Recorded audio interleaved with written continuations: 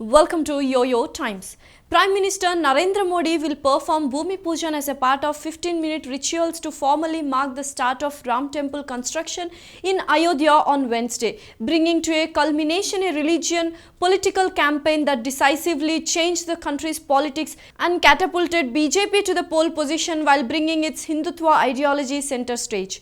The Bhumi Pujan, designed to be a grand celebration of triumph of Ram Mandir campaign, comes 10 months after the Supreme Court's verdict ended one of the longest running court battles in independent India. It will go down as a momentous occasion for a cause that, starting in the late 1980s, turned into the mascot which helped BJP acquire preeminence in the following decades while transforming Hindutva from a fringe phenomenon into mainstream concern. The launch of temple construction at the site where Babri Masjid has stood before being demolished on December 6, 1992 by a mob of Kar Sevaks has attracted few protests, a far cry from the days when it loomed large as a wedge issue and would influence elections beginning with 1989. The PM will arrive in Ayodhya via Lucknow around 11:30 am and reach the Janmabhoomi makeshift temple after offering prayers at Hanuman Garhi, the seat of Lord Hanuman 3 kilometers away. The Bhumi Pujan will last 15 minutes between 12:30 pm and 12:45 pm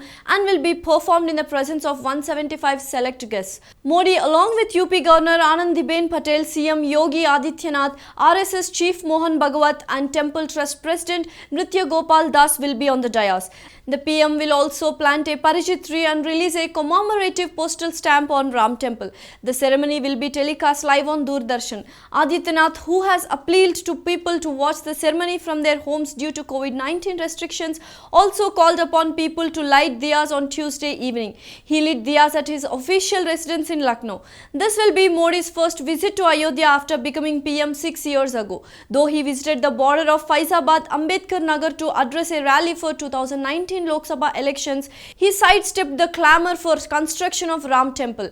Local BJP workers recall that his previous visit to the temple town was in 1991 when he had accompanied and then BJP chief Murli Manohar Joshi during his Tiranga Yatra.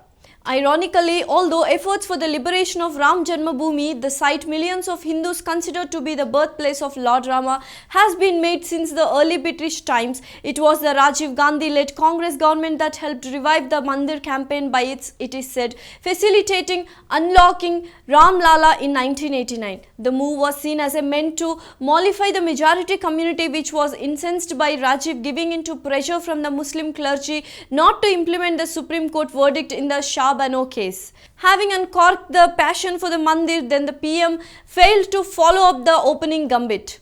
Although he did not launch his 1989 campaign from Ayodhya by promising Ram Rajya, Rajiv's reluctance to promise the Mandir raised suspicions about his sincerity, leaving an opening for BJP. Always a vocal votary for Mandir, BJP promised to construct a grand temple in its 1989 manifesto even as fellow Saffron affiliate.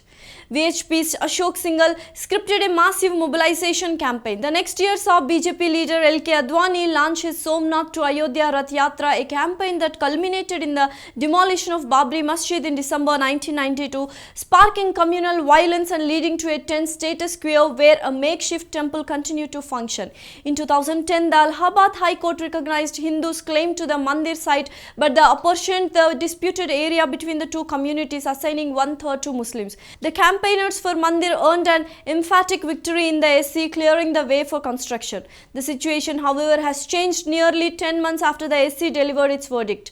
The dream of crores of people living in the country and abroad is going to come true on August 5th. Construction of a temple at Lord Rama's birthplace is starting with his blessings. It will not only be a symbol of faith of scores of people but also the reflection of India's culture.